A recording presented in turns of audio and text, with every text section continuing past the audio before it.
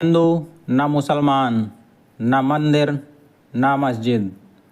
अगर रब को पाना है तो दिल में झांक कर देखो। दोस्तों, कबीर सिर्फ एक कवि नहीं थे, वे एक क्रांतिकारी चेतना थे जिन्होंने धर्म, जाति और समाज के ढकोसलों को खुलकर चुनौती दी। इस वीडियो में हम जानेंगे कि कबीर का जीवन क्या था, उनकी वाणी क्या सिखाती है और आज की जटिल दुनिया में वे कितने ज़रूरी हैं। नंबर 1, कबीर का जन्म और जीवन, रहस्य से भरी सच्चाई। कबीर का जन्म आज भी एक रहस्य बना हुआ है। इतिहासकार, भक्त, सूफी और समाजशास्त्री सभी उनकी जन्म कथा को लेकर अलग अलग मत रखते हैं, लेकिन उनकी वाणी में सच्चाई है और यही उनके जीवन की असली गवाही है। कबीर के जन्म की रहस्यमयी कथा। किंवदंती कहती है कि कबीर एक ब्राह्मण विधवा स्त्री के गर्भ से जन्मे थे, लेकिन लोकलाज के डर से उसे एक तालाब के पास छोड़ दिया गया। वहाँ से एक मुस्लिम जुलाहा दाम्पत्य नीरू और नीमा ने उन्हें उठाया और अपने पुत्र की तरह पाला। कुछ लोग मानते हैं कि कबीर किसी चमत्कारिक रूप से पैदा हुए और उन्हें किसी संत ने आशीर्वाद दिया था। वहीं कुछ इतिहासकारों का मानना है कि वे एक मुस्लिम परिवार में जन्मे थे, लेकिन उनका झुकाव भक्ति और ध्यान की ओर बहुत जल्दी हो गया। शिक्षा का ना होना, फिर भी ज्ञान का समुद्र। कबीर ने कभी औपचारिक शिक्षा नहीं ली। उन्होंने खुद स्वीकार किया, मसी कागज छुयो नहीं, कलम गही नहीं हाथ। मैंने न स्याही छुई, न कागज, न कलम पकड़ी। फिर भी उनके शब्दों में इतना गहरा ज्ञान था कि बड़े बड़े पंडित और मौलवी चुप हो जाते थे। कबीर का पालन पोषण। नीरू और नीमा बहुत साधारण जुलाहा परिवार से थे। कबीर ने भी बुनाई का काम किया और अपने जीवन को आत्मनिर्भरता के साथ जिया। वे भले ही आर्थिक रूप से अमीर न रहे हों, लेकिन आध्यात्मिक रूप से दुनिया के सबसे धनी लोगों में गिने जाते हैं। समाज से संघर्ष। उनका जीवन संघर्षों से भरा रहा। ना तो उन्हें हिंदू स्वीकारते थे, न मुसलमान, लेकिन कबीर ने दोनों धर्मों की पाखंडपूर्ण परंपराओं को चुनौती दी और लोगों से कहा कि सच्चा धर्म प्रेम और सच्चाई है। उन्होंने हिंदू धर्म की मूर्ति पूजा, ब्राह्मणवाद और मुस्लिम समाज की रूढ़ियों जैसे रोज़ा, नमाज के ढोंग को भी खूब लताड़ा। इससे कई बार उन्हें विरोध, बहिष्कार और धमकियों का सामना करना पड़ा, लेकिन वे कभी डरे नहीं। राम का नाम, लेकिन अलग अंदाज। वे राम का नाम लेते थे, लेकिन वो राम अयोध्या के राजा नहीं, बल्कि परम ब्रह्म थे, एक निराकार सत्ता जो सब में व्याप्त है।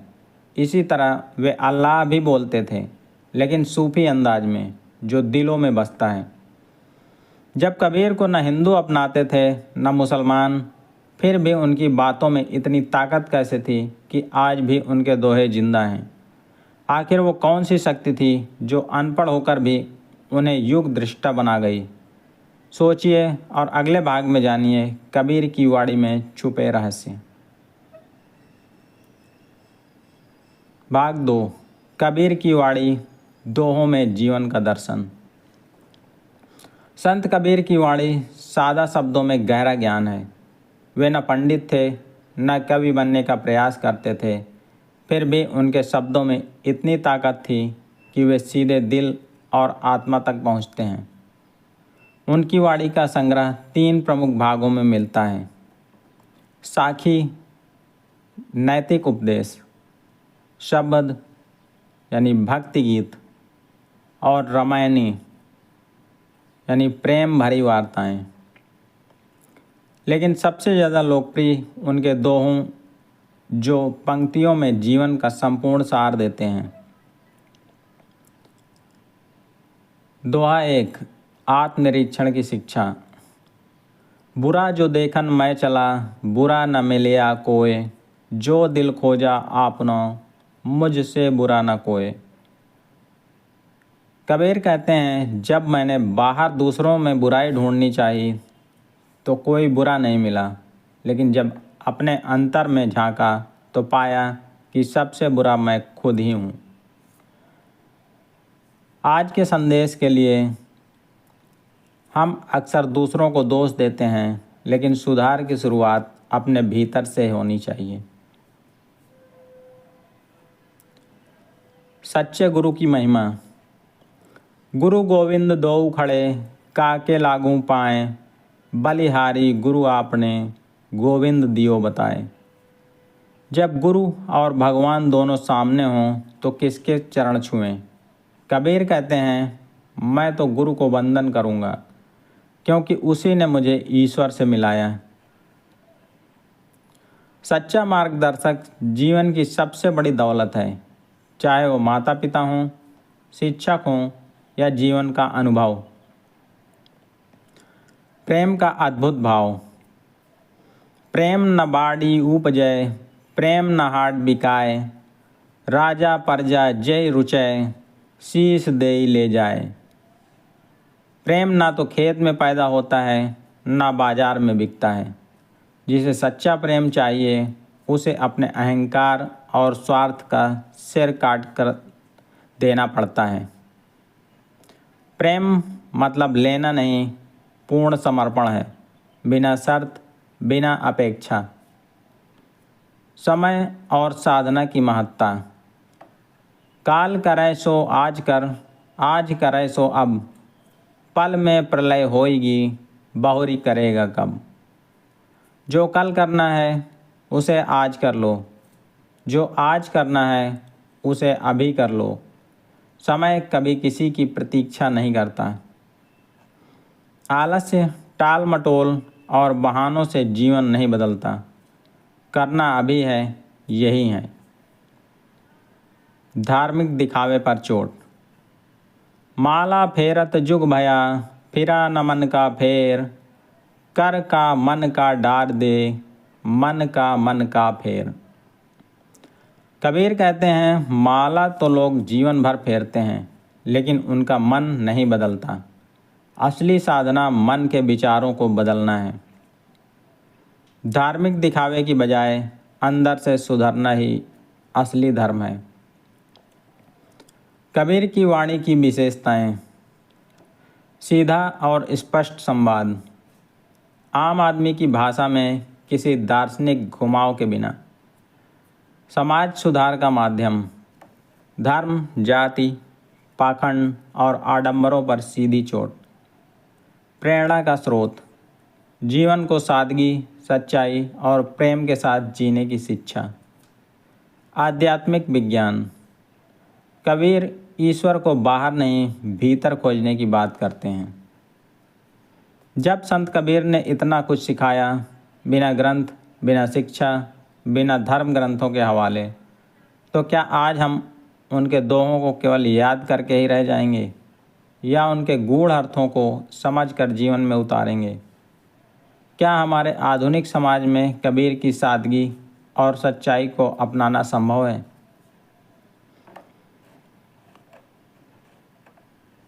भाग 3, कबीर का दर्शन, धर्म से परे मानवता। मोको कहाँ ढूंढे रे बंदे, मैं तो तेरे पास में। कबीर की यह वाणी सिर्फ एक गीत नहीं, ईश्वर की सच्ची अनुभूति है। उनका दर्शन धर्म, जाति और रीति रिवाजों के बंधनों के ऊपर उठकर मानवता के केंद्र में ईश्वर को देखने की प्रेरणा देता है। धर्मों से नहीं, सत्य से नाता। कबीर न हिंदू थे न मुसलमान। उन्होंने खुद को कभी किसी धर्म की सीमाओं में नहीं बांधा। वे मंदिर में नहीं गए क्योंकि वहाँ ईश्वर को बंधा पाया।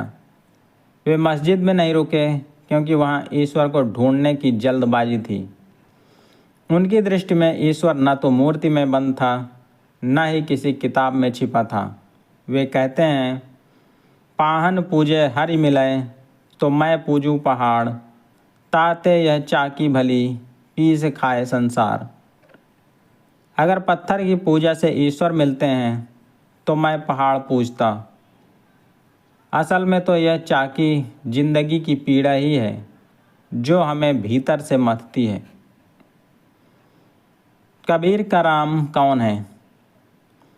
कबीर ने बार बार राम नाम का उल्लेख किया, लेकिन उनका राम अयोध्या के राजा नहीं बल्कि निर्गुण ब्रह्म है, एक ऐसा परम तत्व जो सभी में व्याप्त है। राम रहीम एक हैं, नाम धराए दोन। यह वाणी बताती है कि कबीर की नज़र में राम और रहीम में कोई फ़र्क नहीं था। वे नाम अलग हो सकते हैं लेकिन आत्मा एक ही है। मूर्ति पूजा और बाहरी कर्म कांडों की आलोचना। कबीर ने समाज में फैले पाखंड, तिलक, माला, कथा, उपवास और हज जैसे बाहरी दिखावे को अस्वीकार किया। तिलक माला पहन के लोग ठगावत माए, कहें कबीर राम बिना कौन तरी भव पार। वे कहते हैं कि इन सब आडंबरों में लोग फंस रहे हैं, लेकिन सच्चा उद्धार केवल भीतर के राम को पहचानने से होगा। आज भी हम सोशल मीडिया पर धर्म का प्रदर्शन करते हैं, लेकिन क्या हमारे भीतर इंसानियत है? मानवता कबीर का असली धर्म। कबीर के लिए सबसे बड़ा धर्म था सेवा, सत्य और सह अस्तित्व। जाति न पूछो साधु की, पूछ लीजिए ज्ञान, मोल करो तलवार का, पड़ा रहन दो म्यान। वे कहते हैं जाति पूछना व्यर्थ है, ज्ञान और कर्म ही असली पहचान है। कबीर ने हमें यह सिखाया कि इंसान का धर्म प्रेम, दया और करुणा होना चाहिए, न कि जात पात, ऊंच नीच और धार्मिक भेदभाव। कबीर का निराकार दर्शन। उनका ईश्वर सगुण नहीं निराकार है। वह दिखाई नहीं देता लेकिन हर जगह मौजूद है। कबीर का यह सहज योग दर्शन योगी परंपरा और सूफी परंपरा का सुंदर संगम है। आज के लिए कबीर का संदेश। धर्म अगर बंटवारा करे तो उसे त्याग दो। ईश्वर को ढूंढने की बजाय उसे महसूस करो हर जीव में। जो इंसानियत को चोट पहुंचाए वो कोई भी धार्मिक कर्म नहीं हो सकता। आत्मज्ञान, प्रेम और सेवा यही सच्ची पूजा है। कबीर ने 15वीं शताब्दी में जो बात कही कि ईश्वर मंदिर मस्जिद में नहीं बल्कि हर इंसान के भीतर है, तो क्या आज 21वीं सदी में हम उस सोच के करीब भी हैं? क्या हम धर्म के नाम पर बढ़ते समाज के पीछे छोड़कर कबीर की तरह मानवता को अपना धर्म बना सकते हैं? भाग 4। कबीर बनाम समाज, विरोध, अस्वीकार और स्वीकृति। संत कबीर ऐसे युग में पैदा हुए जब समाज धार्मिक पाखंड, जात पात और रूढ़ियों में जकड़ा हुआ था। एक ओर मंदिरों में जातियों के आधार पर भेदभाव था, तो दूसरी ओर मस्जिदों में कर्म कांड के नाम पर आत्मा को भूलने का दौर था। कबीर ने दोनों से सवाल किए और यहीं से शुरू हुआ कबीर बनाम समाज का संघर्ष। समाज का विरोध। कबीर सच बोलते थे। कबीर ने कभी मीठी बातें नहीं की, उन्होंने सीधे कटाक्ष किए। ब्राह्मणवाद पर, मौलियों की दिखावे की इबादत पर, मूर्ति पूजा और पवित्रता के दिखावे पर। पोथी पढ़े पढ़ी जुग जुग मुआ, पंडित भया न कोय, ढाई आखर प्रेम का, पढ़े सो पंडित होए। इसी दोहे ने शास्त्रों में डूबे विद्वानों को झकझोर दिया। वो कह रहे थे किताबें पढ़ने से कोई ज्ञानी नहीं होता, असली ज्ञान प्रेम में है। यही कारण था कि कई हिंदू उन्हें धर्म विरोधी कहते थे और मुसलमान उन्हें काफिर। वे न मंदिर में स्वीकारे गए न मस्जिद में। अस्वीकार जन्म से लेकर मृत्यु तक। कबीर का पूरा जीवन अस्वीकार का उदाहरण है। उन्होंने जाति व्यवस्था को नकारा, गुरु को भगवान से भी ऊंचा बताया। भाषा में संस्कृत या अरबी नहीं, आम जनता की बोली अवधी भोजपुरी को अपनाया। उन्होंने किसी परंपरा को आंख मूंद कर नहीं माना। यहाँ तक कि जब कबीर की मृत्यु हुई तब भी हिंदू और मुसलमान दोनों ने उनके अंतिम संस्कार को लेकर झगड़ा किया। लेकिन कबीर ने जीवन में जो सिखाया वो मृत्यु के बाद भी सबक बन गया। उनके शव की जगह एक चादर के नीचे फूल पाए गए, जिन्हें दोनों समुदायों ने अपने अपने तरीक़ों से दफनाया और जलाया। ये घटना आज भी दर्शाती है कि कबीर को न कोई पूरी तरह अस्वीकार कर सका, न पूरी तरह अपना सका। स्वीकृति। धीरे धीरे समाज ने कबीर को अपनाया। समय बदला, कबीर का विरोध करने वाला समाज ही उनकी वाणी को गाने लगा, उनके दोहों को अपने बच्चों को सिखाने लगा। उनके अनुयायी बने कबीरपंथी, जो आज भी भारत, नेपाल, बांग्लादेश और दुनिया के कई हिस्सों में हैं। गुरु ग्रंथ साहिब, सिख धर्म की पवित्र पुस्तक में भी कबीर के 200 से अधिक पदों को जगह मिली। कई भक्ति आंदोलन के संतों ने कबीर को अपना मार्गदर्शक माना, जैसे रैदास, दादू, नामदेव। आज स्कूलों की किताबों में कबीर के दोहे पढ़ाए जाते हैं और सोशल मीडिया पर सबसे ज़्यादा शेयर किए जाने वाले विचारों में कबीर की वाणी शामिल है। कबीर का संघर्ष और आज का संदर्भ। कबीर ने जो विरोध सहा वो केवल एक कालखंड की कहानी नहीं थी।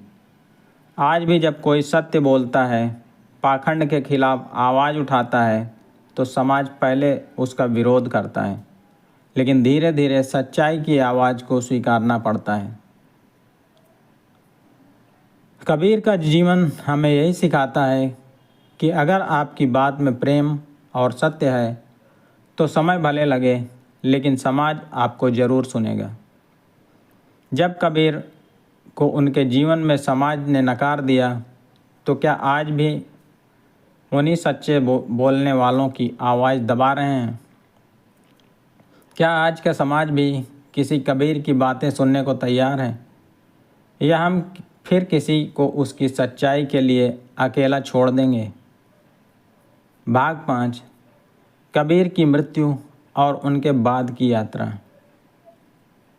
जैसे जीवन में कबीर ने धर्म और जात पात को चुनौती दी, वैसे ही उनकी मृत्यु ने भी समाज को एक नई सीख दी। संत कबीर का निधन लगभग 1518 ईस्वी में मगहर, उत्तर प्रदेश में हुआ था। यह वही स्थान है जिसे नरक की भूमि माना जाता है, जहाँ मरने से मोक्ष नहीं मिलता। मगहर मृत्यु का स्थान क्यों चुना? कबीर ने अपने अंतिम समय में काशी को छोड़कर मगहर को चुना, क्योंकि वे इस अंधविश्वास को तोड़ना चाहते थे कि जो काशी में मरेगा उसे स्वर्ग मिलेगा, और जो मगहर में मरेगा वह अगले जन्म में गधा बनेगा। कबीर ने साबित किया, मोक्ष किसी स्थान या क्रिया से नहीं, कर्म और विचारों से मिलता है। उनका यह निर्णय एक क्रांतिकारी कदम था। धार्मिक मान्यताओं की जड़ों पर सीधी चोट। मृत्यु के बाद हिंदू और मुसलमान समुदायों में विवाद। जब कबीर की मृत्यु हुई तब एक विवाद खड़ा हो गया।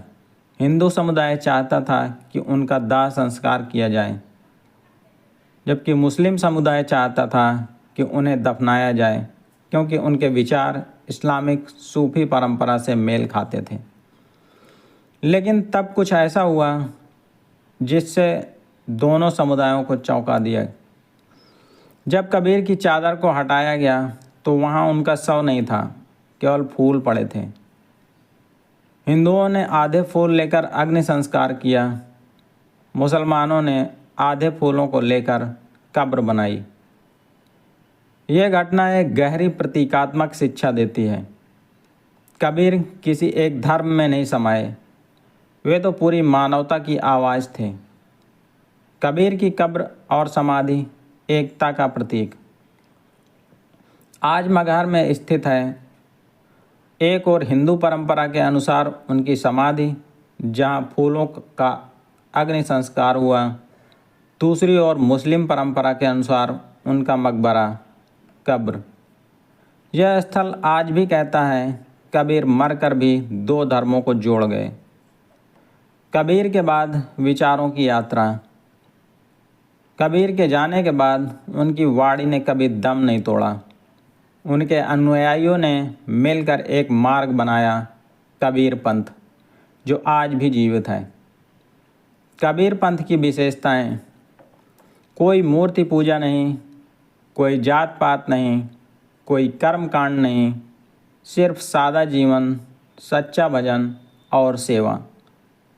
आज कबीर पंथ के लाखों अनुयायी भारत, नेपाल, बांग्लादेश और यहाँ तक कि अमेरिका और यूरोप तक फैले हैं। उनके दोहे आज भी स्कूलों में पढ़ाए जाते हैं, सोशल मीडिया पर सबसे ज़्यादा साझा किए जाते हैं और जीवन की दिशा को देने का कार्य कर रहे हैं।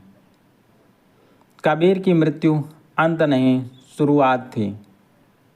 कबीर की मृत्यु के साथ शरीर तो गया, लेकिन विचार और दर्शन आज भी जीवित हैं। उन्होंने कोई किताब नहीं लिखी, फिर भी हजारों किताबें उन पर लिखी गईं। वे न किसी धर्म के थे, फिर भी हर धर्म ने उन्हें अपने जैसा बताया। वे न किसी जाति के थे, फिर भी हर दिल में बस गए। जब कबीर मरने के बाद भी दो धर्मों को एक मंच पर ला सकते हैं, तो क्या हम आज उनके विचारों को अपनाकर समाज की नफ़रत, भेदभाव और हिंसा को ख़त्म कर सकते हैं? क्या कबीर आज फिर से ज़रूरी नहीं हो गए हैं, हमारे भीतर, हमारे समाज में और हमारे सोचने के तरीक़ों में?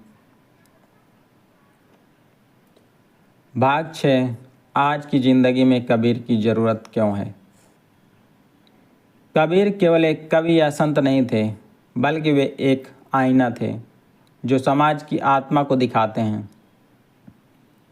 15वीं शताब्दी का कबीर 21वीं शताब्दी में और भी ज़्यादा ज़रूरी हो गए हैं। क्यों?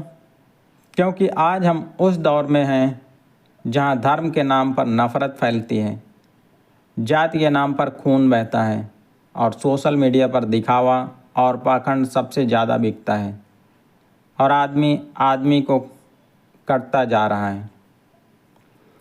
कबीर की आवाज़ आज भी उतनी ही प्रासंगिक। बुरा जो देखन मैं चला, बुरा न मिलिया कोय, जो दिल खोजा आपना, मुझसे बुरा न कोय। आज जब हर कोई दूसरों को दोष देता है, तब कबीर हमें आत्मनिरीक्षण सिखाते हैं। वो कहते हैं, पहले खुद को सुधारो, तभी समाज बदलेगा। जात पात और धर्म की दीवारें आज भी मौजूद हैं। जाति न पूछो साधु की, पूछ लीजिए ज्ञान, मोल करो तलवार का, पड़ा रहन दो म्यान। आज भी भारत की शादी से लेकर शिक्षा और नौकरियों तक जाति पूछी जाती है। कबीर की यह वाणी हमें बताती है कि इंसान की पहचान उसकी सोच और कर्म से होती है, न कि जन्म से। धर्म नहीं, कर्म की बात। कंकर पाथर जोड़ के मस्जिद लई बनाए, ता चढ़ी मुल्ला बांग दे, क्या बहरा हुआ खुदाए। कबीर सवाल करते हैं कि ईश्वर क्या बहरे हैं जो ज़ोर से पुकारने पर ही सुनते हैं? वे हमें बताते हैं कि सच्चा धर्म अंदर की शक्ति और सेवा में है, न कि ऊंची इमारतों या ऊंची आवाज़ों में।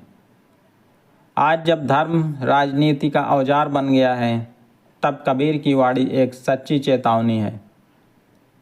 कबीर और सोशल मीडिया युग।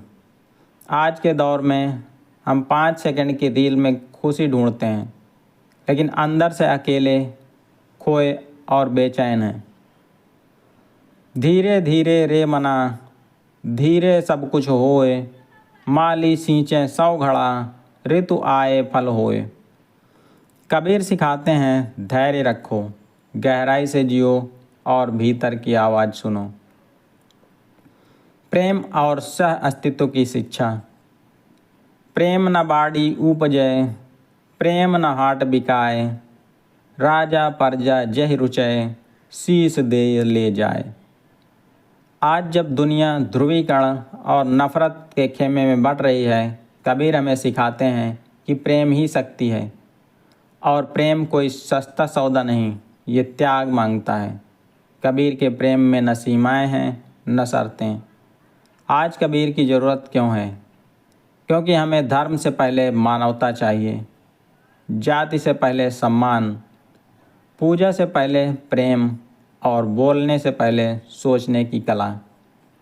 कबीर का दर्शन कोई पुरानी किताब का हिस्सा नहीं, बल्कि हर इंसान की ज़िंदगी की दिशा है। क्या आज हम कबीर को सिर्फ किताबों और दोहों तक सीमित कर चुके हैं, या हम तैयार हैं उन्हें अपने जीवन का हिस्सा बनाने के लिए, सोचने में, बोलने में और जीने में? भाग 7, निष्कर्ष। कबीर विचारों की क्रांति के अग्रदूत। कबीर सिर्फ एक संत नहीं थे, वे एक क्रांति थे जो शब्दों के माध्यम से समाज की नींव हिला देने की ताकत रखते थे। जहाँ उस युग में धर्म, जाति, पाखंड और अंधविश्वास ने इंसान को बांध रखा था, वहाँ कबीर एक अध जले रेशे की तरह उठे और उन्होंने हर उस सोच को चुनौती दी जो मानवता से बड़ी बन गई थी। कबीर सिर्फ आलोचक नहीं, समाधान करता थे। उन्होंने केवल यह नहीं कहा कि मूर्ति पूजा व्यर्थ है, बल्कि यह भी कहा, प्रेम में भगवान को पाओ, सेवा में धर्म को देखो, सत्य बोलो, सरल बनो और भेदभाव को तोड़ो।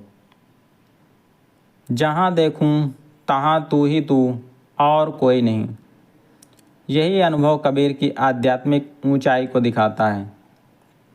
कबीर शब्दों से समाज को झकझोरने वाले, उनके दोहे आज भी सैकड़ों साल बाद हमें अंदर तक हिला देते हैं, क्योंकि वो हमारी कमजोरियों को उजागर करते हैं, हमारे अहंकार को तोड़ते हैं और हमें जीवन की सच्चाई से मिलवाते हैं। कबीर ने तलवार नहीं चलाई, शब्द चलाए, और यही उनकी असली ताकत थी। कबीर से हमें क्या सीखना चाहिए? आज की दुनिया जहाँ इंसान सोचने से पहले प्रतिक्रिया करता है, धर्म राजनीति और औजार बन गया है, रिश्ते मतलब से और समाज दिखावे से चलने लगा, वहाँ कबीर की बातें संजीवनी की तरह काम कर सकती हैं। दर्शकों के लिए जीवन में उपयोगी सुझाव। हर दिन एक दोहा पढ़ें और उस पर चिंतन करें। जैसे व्यायाम शरीर को मजबूत करता है, वैसे ही कबीर की वाणी मन और सोच को साफ करती है। आत्मनिरीक्षण की आदत डालें। हर दिन रात को पूछिए, क्या मैंने आज किसी के साथ भेदभाव किया? यही कबीर का अभ्यास है। दिखावे और बाहरी दिखावट से खुद को मुक्त करें। कबीर कहते हैं, सादा जीवन, गहरी सोच। धर्म को प्रेम, करुणा और सेवा में ढालें। मंदिर, मस्जिद, गुरुद्वारा सब रास्ते हैं, लेकिन लक्ष्य है इंसानियत। कबीर को केवल पढ़ें नहीं, जिएं। उनकी बातें जीवन के हर पहलू को छूती हैं, रिश्ते, समाज, आत्मा और सत्य। दोस्तों, कबीर ने कहा था, गुरु गोविंद दो खड़े, काके लागू पाए। लेकिन आज ज़रूरत है गुरु भी बनो और दूसरों के लिए पथ प्रदर्शक भी। कबीर हमारे अंदर हैं। जब हम सच्चे होते हैं, जब हम प्रेम करते हैं, जब हम किसी टूटते हुए को अपनाते हैं। क्या हम अपने भीतर के कबीर को जगाने की तैयार हैं, या हम भीड़ में खड़े रहेंगे जहाँ सब कुछ दिखावा है और आत्मा खो गई है? दोस्तों, अगर आपको ये वीडियो पसंद आई हो तो इसे लाइक करें, कमेंट करें और चैनल को सब्सक्राइब ज़रूर करें, क्योंकि हम और भी ऐसे भूले बिसरे लेकिन महान व्यक्तियों की कहानियाँ आपके लिए लाते रहेंगे। आपका समय देने के लिए धन्यवाद। जय हिंद।